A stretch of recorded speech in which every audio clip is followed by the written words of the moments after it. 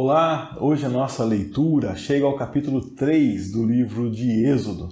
Se você me acompanha nas leituras bíblicas que nós já fizemos aqui neste canal, sempre me ouve pedir que Deus se mostre a nós, que Deus se revele a nós, que Deus fale conosco, que Deus nos oriente através da sua palavra.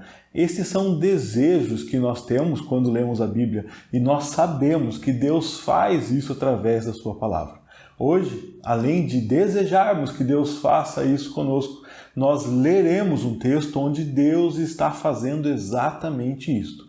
Deus está se aproximando de um ser humano, Deus está chamando pelo nome, Deus está se revelando, Deus está orientando e Deus está comissionando esse homem, esse ser humano, falho e imperfeito como todo ser humano, mas comissionando para que esse homem faça a vontade de Deus, para que esse homem se envolva na obra de Deus. Então, que nós possamos ver hoje no texto como Deus se mostra, se revela, chama, comissiona, capacita pessoas. Que Deus fale conosco através da sua palavra. Vamos lá então? Vem comigo, vamos ler a Bíblia juntos.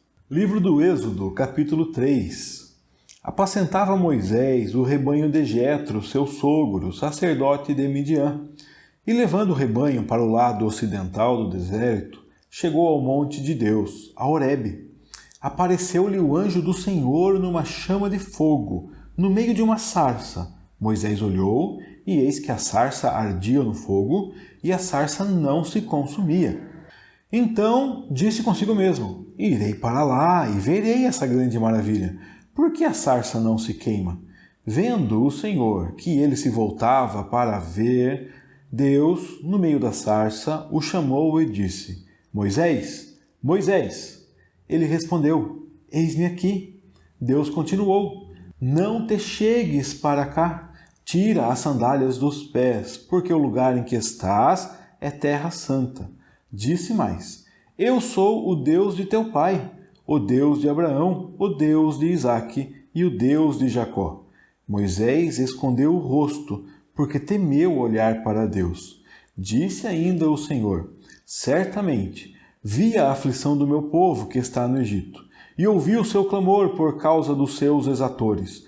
Conheço-lhe o sofrimento.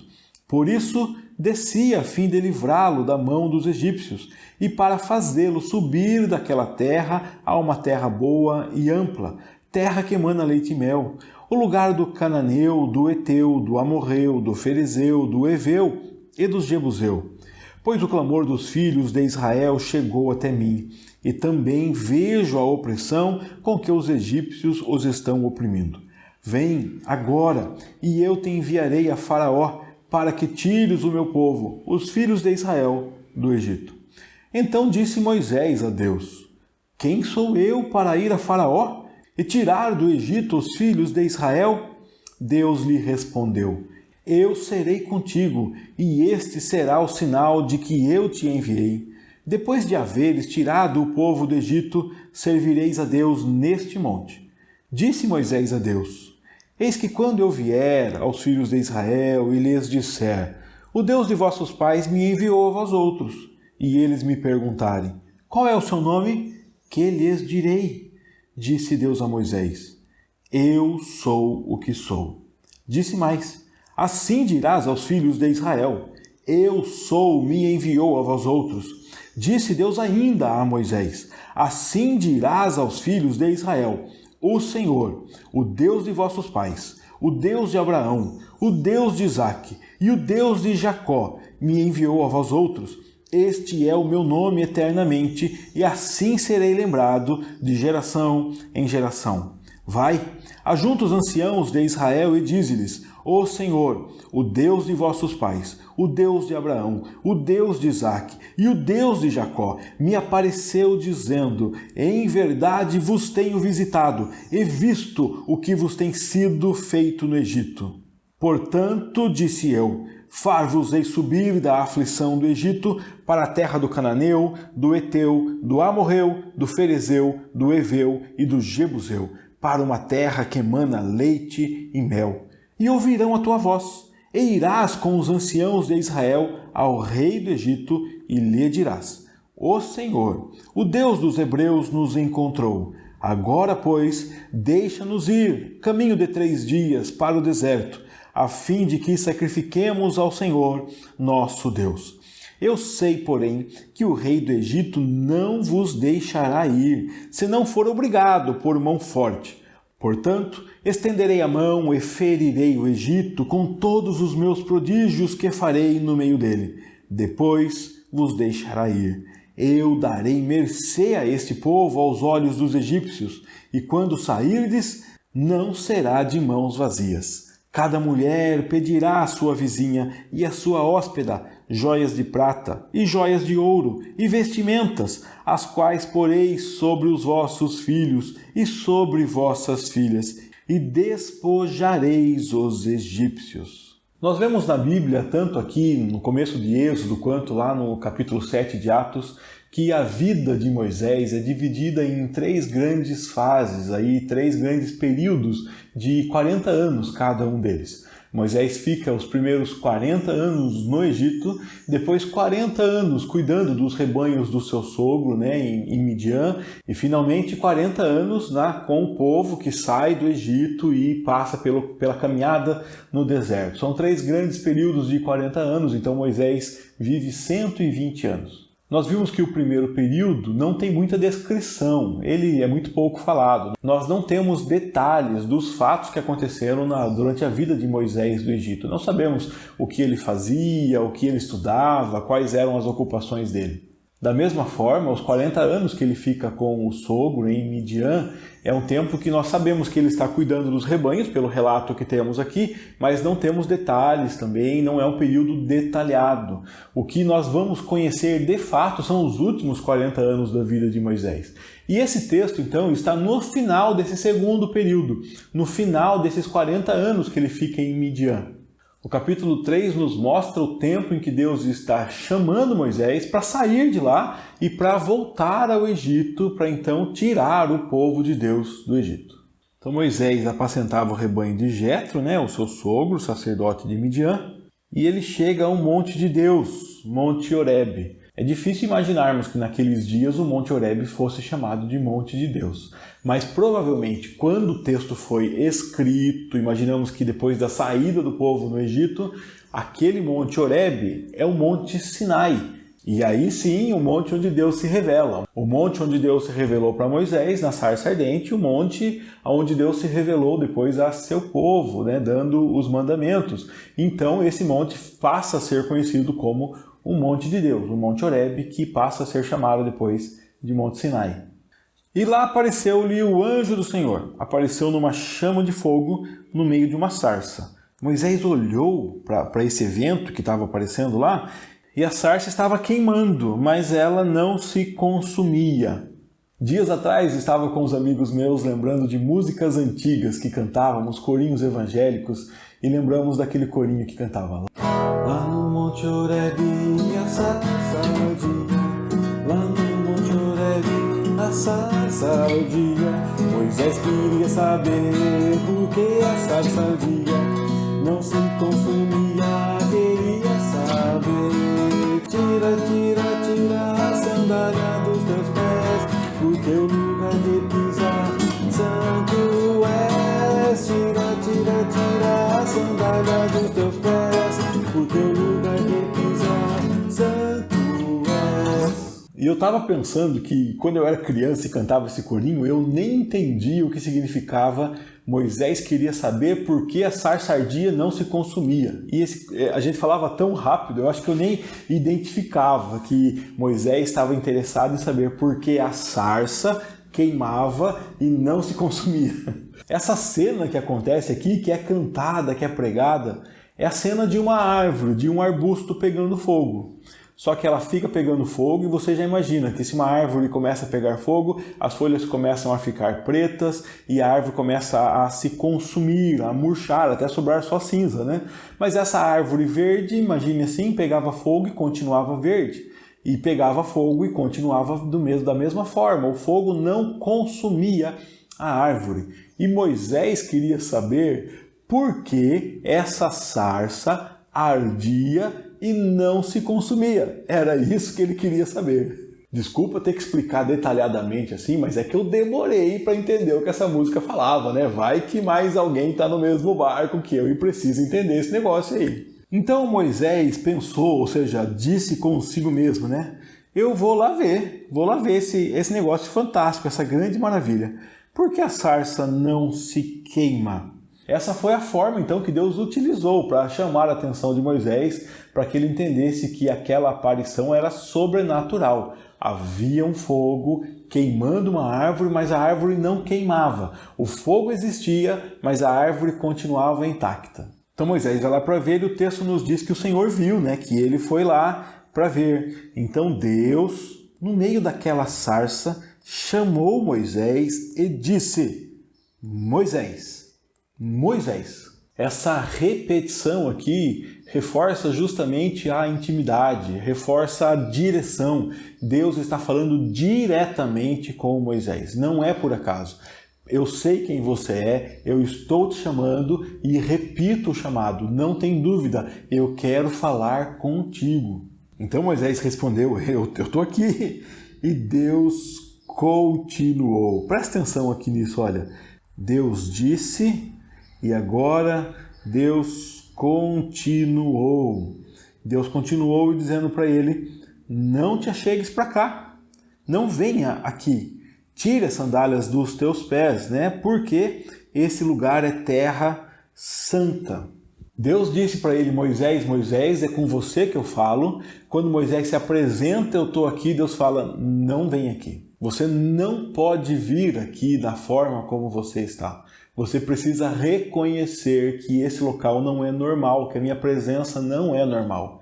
Então Deus se revela para Moisés e ao se revelar, Deus demonstra sua santidade, sua soberania, sua superioridade. O ser humano precisa se chocar com a presença de Deus, se impactar com a presença de Deus. A presença de Deus não é algo normal, não é algo natural, não é algo do nosso plano, não é algo corriqueiro. A presença de Deus deve sim nos assustar, nos assombrar, nos impactar. Porque Deus é santo, Deus é puro e nós não somos. Não dá para chegarmos a Deus e entrarmos na presença de Deus como se fosse algo normal. Então Moisés, tire a sandália dos seus pés, porque essa terra aqui não é igual a outra, não é igual onde você estava. A presença de Deus é terra santa.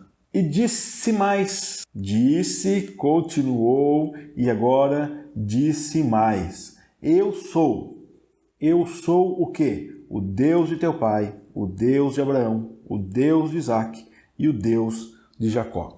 Eu coloquei uma em cada linha aqui para você ver como Deus investe tempo, Deus investe explicação, apresentando quem Ele é. Eu sou o Deus que se revelou aos teus antepassados, eu sou o Deus de Abraão, eu sou o Deus de Isaac, eu sou o Deus de Jacó. Moisés esconde o rosto porque teme olhar para Deus. Parece que Moisés então entendeu a santidade de Deus, aquela orientação que Deus disse, tire as sandálias dos seus pés, aqui é terra santa, eu sou o Deus dos teus antepassados, os teus antepassados já se foram, já faz 400 anos já que Abraão ficou para trás e Deus continua se mostrando como o Deus de Abraão, o Deus de Isaac, o Deus de Jacó. Lá em Abraão, ele era o Deus de Abraão, ele continua sendo hoje. Eu sou o Deus de Abraão. Disse ainda o Senhor. Continuou, disse mais e disse ainda. Certamente vi a aflição do meu povo que está no Egito. Ouvi o seu clamor por causa dos seus exatores e conheço-lhe o sofrimento. Eu vi, eu ouvi, eu conheço. Lembra que nós vimos no capítulo anterior que Deus nos vê, que Deus nos enxerga, Deus se importa conosco, Deus cuida. Deus cuidou do bebezinho Moisés lá e Deus continua mostrando que Ele enxerga, que Ele vê. Eu vi, eu ouvi, eu conheço o sofrimento do meu povo. Por isso, porque eu vi, porque eu ouvi, porque eu conheço, eu desci, eu vim livrá-los das mãos dos egípcios, e além de livrar o meu povo, eu vou levar o meu povo, fazê-lo subir daquela terra para uma terra boa e ampla, para a terra que mana leite e mel. Essa terra hoje está em posse desse povo aqui, o cananeu, o eteu, o amorreu, o ferezeu, o eveu e o jebuseu. Deus já tinha falado para Abraão que o povo iria para o Egito, que passaria um período de 400 anos e que depois esse povo voltaria para aquela terra para tomar posse da terra, que Deus daria aquela terra ao povo dele. E agora Deus está dizendo para Moisés, a promessa que eu fiz para Abraão eu vou cumprir agora, pois o clamor dos filhos de Israel chegou até mim e eu vejo a opressão com que os egípcios estão oprimindo. Olha quanta clareza de Deus ao dizer, eu conheço, eu vi, eu ouvi. O clamor do povo chegou até mim. Eu sei da opressão, eu sei da dificuldade, eu sei do sofrimento. Meus irmãos, são vários anos de angústia, de sofrimento, de perseguição, de morte. E Deus está dizendo que Ele nunca virou as costas. As perseguições, as angústias, as mortes, as tristezas aconteceram, mas não porque Deus tirou férias ou porque Deus virou as costas. Deus sempre ouviu. Eu vi, eu ouvi a aflição do meu povo. O clamor deles chegou até mim e agora chegou a hora de agir. Agora eu descerei e livrarei meu povo dos egípcios e levarei meu povo para a terra prometida. Nós vimos muitos detalhes na vida de José. E lá na história de José, no final do livro do Gênesis, nós vimos que nos sofrimentos Deus estava olhando, mas não era a hora de agir. Deus trabalhou com José, em José e através de José, nos momentos de angústia, para que José chegasse ao local onde Deus queria usá-lo, onde Deus tinha planos de usá-lo. As angústias, as perseguições, os sofrimentos eram necessários na vida de José e através dessa história Deus estava construindo, a sua grande história, desenvolvendo o seu plano de levar seu povo para o Egito. Da mesma forma agora o plano de saída desse povo do Egito envolvia todo esse tempo de angústia e de sofrimento e Deus estava vendo, ouvindo. O clamor do povo chegou a Deus. E agora chegou a hora de tirar esse povo de lá. E Deus já revela para Moisés desde o início o plano completo. Eu vou tirá-lo de lá e vou levá-lo para a terra que eu prometi. Não há dúvidas, não há incertezas. Deus está dizendo, eu farei isso, o que eu prometi, agora cumprirei. Então Deus chama Moisés a participar desse plano. Vem agora, eu te enviarei a Faraó, para que tires o meu povo, Você vai tirar, é você que vai tirar o meu povo, o povo meu, os filhos de Israel, lá do Egito. Maravilhoso vermos como Deus tem certeza do que fará, Ele sabe, tem um plano infalível, mas Ele envolve pessoas nesse plano e fala, vem, eu vou envolver você no que eu estou fazendo, vou fazer através de você, eu vou salvar meu povo, eu vou livrar meu povo, eu vou mostrar meu poder e você vai se envolver nessa obra que eu estou fazendo. E se Deus chama você para uma obra, o que é que você responde? Senhor, vamos lá, Estou aqui, eis-me aqui, me envia, vamos agora. Se eu estou com o Senhor, não tenho medo, Se o Senhor está comigo, não tem para ninguém. Quem é que vai estar contra? Não é isso que a Bíblia nos diz? Mas essa coragem nem sempre temos, Moisés também não teve. Olha só o que ele diz para Deus. Então disse Moisés, quem sou eu? Quem sou eu para ir para Faraó? Quem sou eu para tirar do Egito os filhos de Israel? Quem sou eu? É para ficar bravo com Moisés, não é? Deus falou para ele, Moisés, eu vou fazer, olha, tá tudo certo, eu vou tirar o povo de lá, eu vou usar você para fazer isso, eu vou tirar o povo daqui, vou colocar ali e você vai ser meu instrumento nisso aí. E Moisés então olha para Deus e fala, Deus, quem sou eu para fazer isso? Não dá para eu fazer isso. E antes de ficarmos bravos com Moisés, temos que entender que isso é o que acontece até hoje. Deus já disse tantas coisas a respeito do futuro, a respeito do que deve acontecer, a respeito de como as pessoas devem conhecê-lo. Deus já diz que fala com esse mundo através da igreja, através dos seus filhos, que demonstra a sua graça a esse mundo caído através de nós. E quando Ele nos fala, vá lá, anuncia a minha palavra, olha lá, eu estou salvando, vem que você vai se envolver nesse projeto, olha lá, eu estou transformando, vem que eu vou usar a sua vida. O que é que nós falamos? Deus, quem sou eu? Quando você olha para o mundo tão corrupto, tão maligno, tão entranhado em maldades, e olhando para esse mundo você entende que Deus quer demonstrar sua graça ao mundo, e Deus está chamando você para ser graça de Deus nesse mundo caído, para ser luz em meio às trevas. Você olha e fala, Deus, quem sou eu? É tanta maldade, é tanta corrupção, é tanta mentira, é tanto abuso. Quem sou eu? Sabe qual é a resposta de Deus para essa pergunta? A resposta que foi para Moisés e que é a resposta para mim, para você, não é a resposta sobre quem sou eu, não é a resposta sobre quem é você. Deus responde e fala, olha, tudo que você precisa saber, eu serei contigo. Não importa a minha força, não importa a sua força. Nunca foi sobre mim, nunca foi sobre você. O importante nunca foi o preparo que eu tive, o preparo que você teve. O importante nunca foram as minhas armas, as minhas ferramentas, a minha sabedoria, as suas estratégias. Nada disso é o importante. O importante é quem está conosco. E quando Moisés fala, quem sou eu?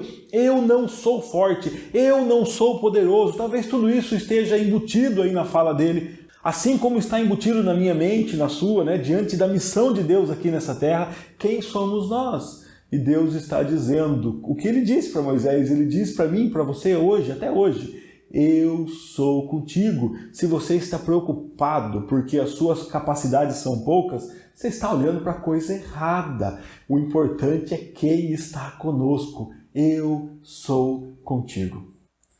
E esse será o sinal que eu te enviarei. Depois de você tirar o povo do Egito, você vai servir-me aqui neste monte. Mas esse nosso Deus é fenomenal, Ele é fantástico, não é? E Ele quer que a gente confie nele, porque olha o sinal que Ele dá para Moisés. O sinal não é algo que acontece antes. Se você entende que Deus está chamando você para anunciar o evangelho dele, talvez você peça para Deus um sinal. Deus, me dá um sinal. Faça alguma coisa acontecer, faça eu sentir alguma coisa, faça outra pessoa confirmar isso, faça eu entender alguma coisa, mas faça antes, que daí depois, entendendo que é o Senhor que está fazendo, eu irei depois, Mas olha que para Moisés não é assim que funciona. Deus diz que Ele dará um sinal depois. Eu estou mandando você ir lá tirar o povo do Egito. Eu serei contigo. E depois que você tirar o povo do Egito, vocês virão para cá e me adorarão aqui. Então, este será o sinal de que você está fazendo o que eu mandei, que eu estou cumprindo a minha palavra. É para dificultar a vida desse nosso irmão Moisés, não é? O sinal de Deus só se cumprirá depois. Então ele tem que ir agora, não é porque viu o sinal, não é porque viu uma estrela, não é porque alguém confirmou, ele tem que ir agora, porque Deus está mandando. Ele tem que ir para fazer uma tarefa que é impossível para ele, porque Deus está mandando. Ele tem que ir fazer uma tarefa que é impossível para todo o povo dele junto, porque Deus está mandando. Ele não tem força, o seu povo não tem força, não tem nenhuma chance de sucesso. Tem que ir, porque Deus está mandando.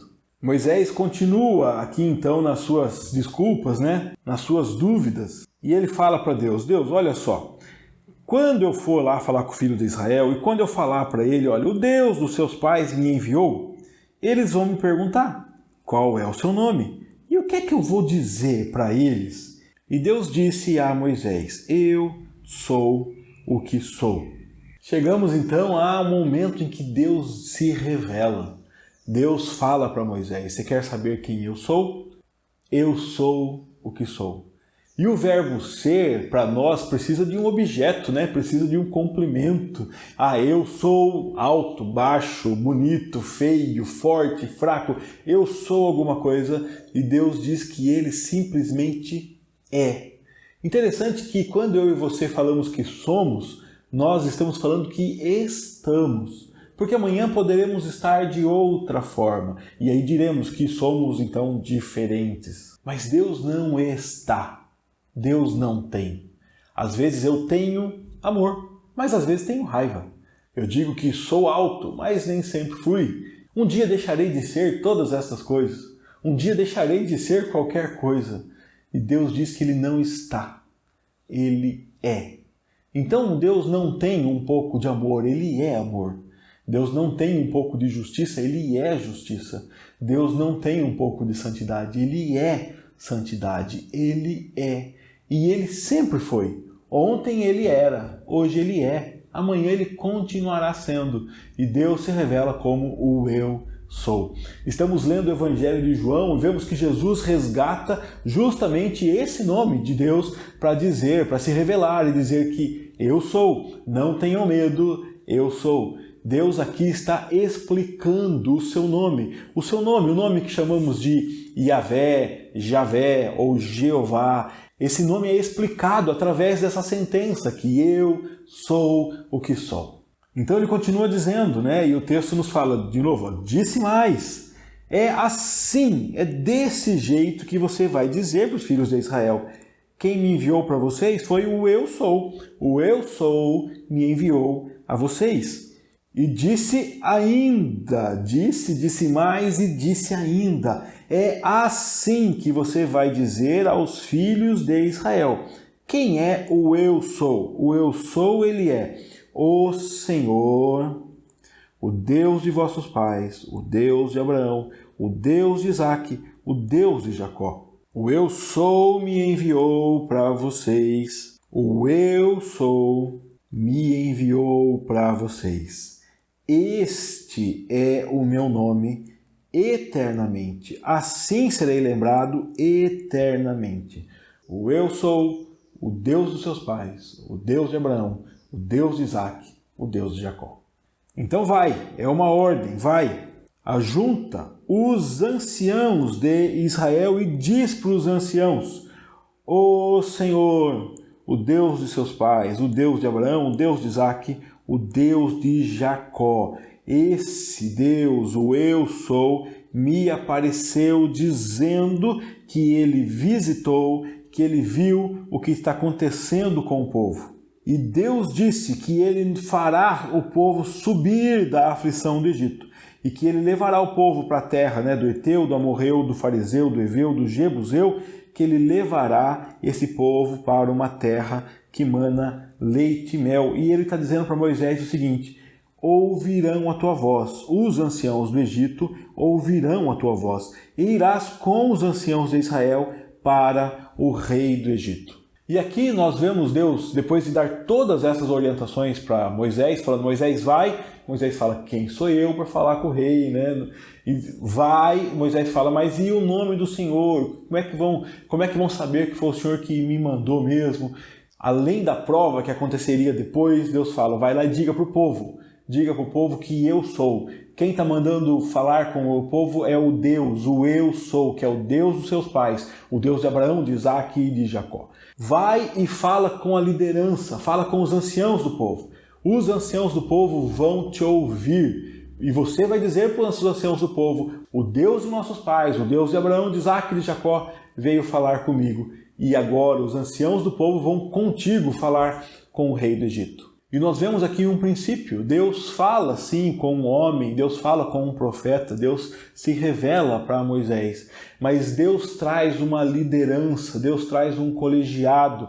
E isso demonstra que a palavra de Deus é compreendida pelo povo. O povo tem acesso à revelação de Deus, o povo compreende a palavra de Deus e o povo se envolve no cumprimento dessa palavra de Deus. Entendemos disso até hoje, quando pautamos nossa organização da igreja pela administração que acontece através de presbíteros.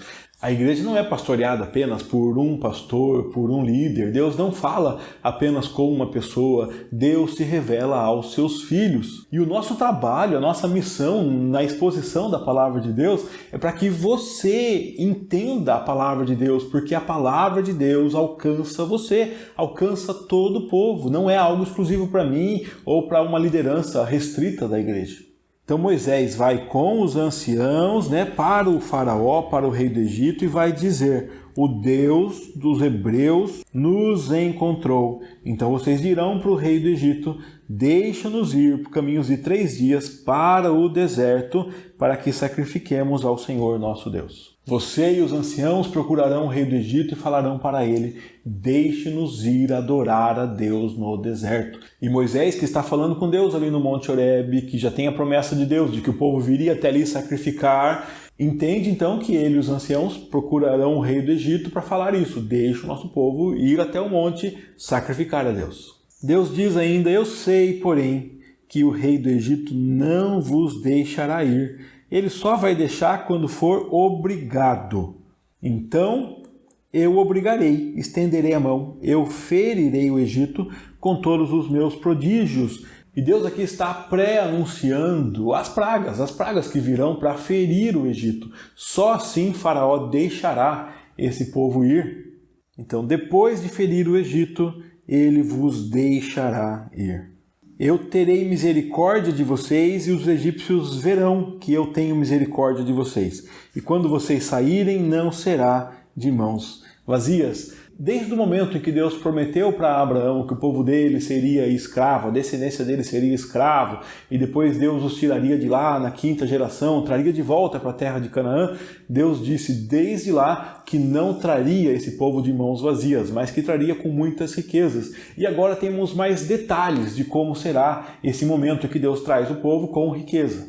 Isso é explicado aqui no último versículo 22. Cada mulher pedirá à sua vizinha, pedirá a quem te hospeda, a sua hóspeda, pedirá o quê? Joias de prata, de ouro e roupas.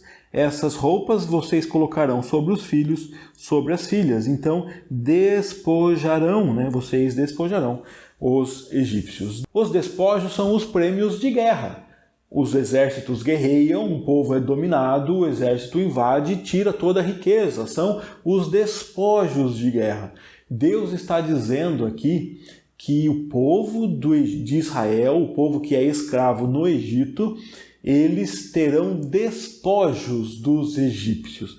Para acontecer isso, o que teria que acontecer? Teria que acontecer uma grande guerra. E o povo de Israel teria que vencer o grande exército do Egito. Vencendo os egípcios, eles então tirariam as riquezas dos egípcios e trariam para si. Mas isso não é possível, isso não tem nem chance. Como que um povo que é escravo lá venceria uma batalha contra os egípcios e ainda saquearia a riqueza dos egípcios? Acontece que Deus está dizendo aqui que ele fará. Eu tirarei o povo de lá. Lembra como todas as instruções aqui de Deus para Moisés vai lá e tire meu povo do Egito, mas eu tirarei.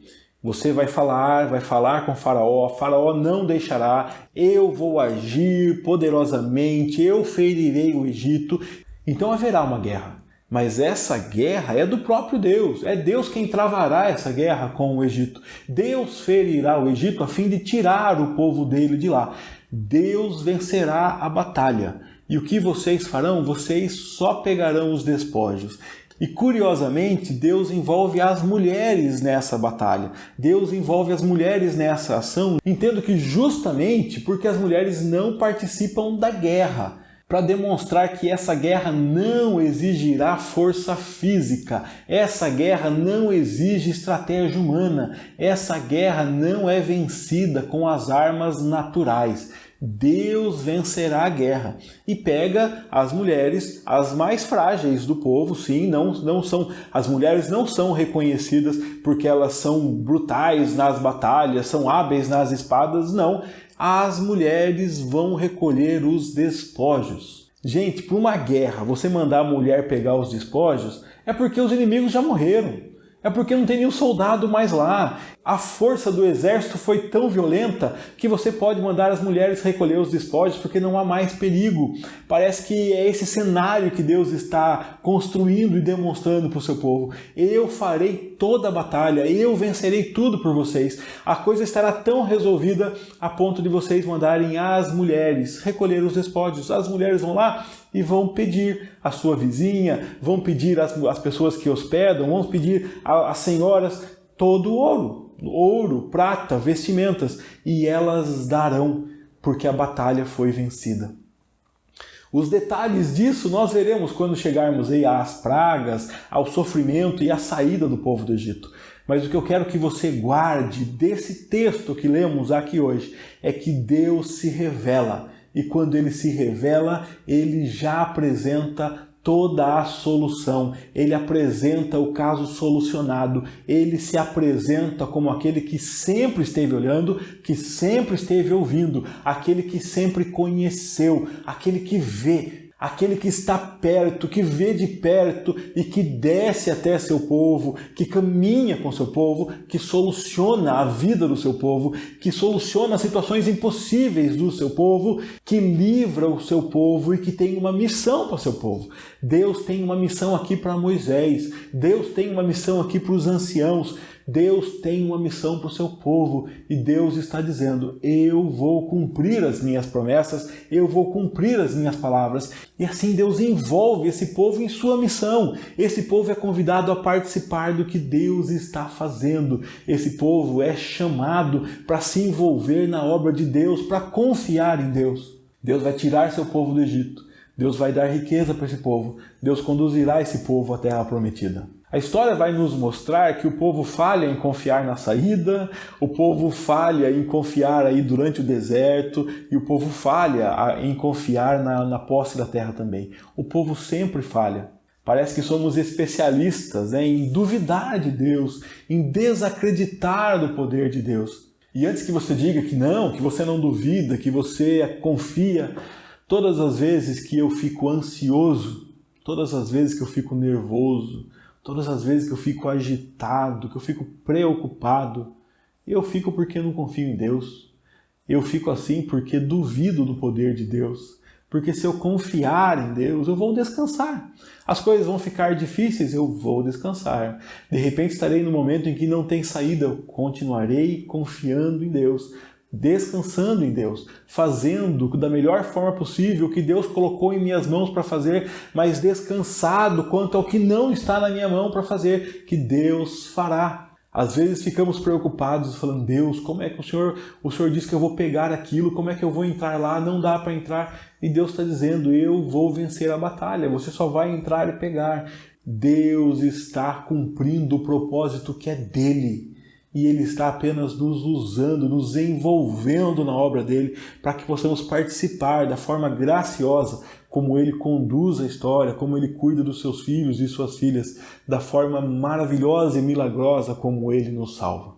O Deus que chamou Moisés é o Deus que chama você. O Deus que comissiona Moisés e dá para ele uma missão é certamente o Deus que também te chama para se envolver na obra dEle e te dá a missão a cumprir. O Deus que dá toda a estrutura para Moisés, que convence os anciãos, que se revela a todo mundo que é necessário, é o mesmo Deus que está agindo em nossa vida hoje, conduzindo a nossa vida, a nossa história, a nossa igreja, que chama lideranças, que envolve pessoas na obra dele. O Deus que venceu a batalha no Egito é o Deus que vence a nossa batalha, é o Deus que trilha a caminhada comigo e contigo. Confie nas palavras de Deus. Ele nos chama a recolher despojos, porque a batalha Ele já venceu. A guerra já foi vencida. Agora nós somos chamados a proclamarmos o vencedor invicto, o Rei dos Reis, o Senhor dos Senhores. Proclamarmos a vitória que Ele já conquistou por nós. Proclamarmos a libertação que Ele já nos deu. Proclamarmos a filhos e filhas de Deus que precisam ouvir ainda a voz do Pai. Ouça Deus chamando você pelo nome. Deus te envolvendo no projeto dele, Deus te envolvendo na obra dele, de proclamar o nome dele, proclamar as virtudes dele, proclamar as virtudes daquele que chamou, você que me chamou e que continua chamando o povo, filhos e filhas dele aqui nessa terra, através das nossas vidas, através da sua palavra. Se encoraje, se envolva, não porque você é sábio, forte e poderoso, mas porque Deus está contigo. Que Deus abençoe você, que Deus se mostre a você, que você enxergue Deus contigo, Deus na sua vida, e que isso encha o seu coração de coragem para fazer tudo que Deus comissionou você para fazer. Um grande abraço e até o nosso próximo estudo, se Deus assim quiser.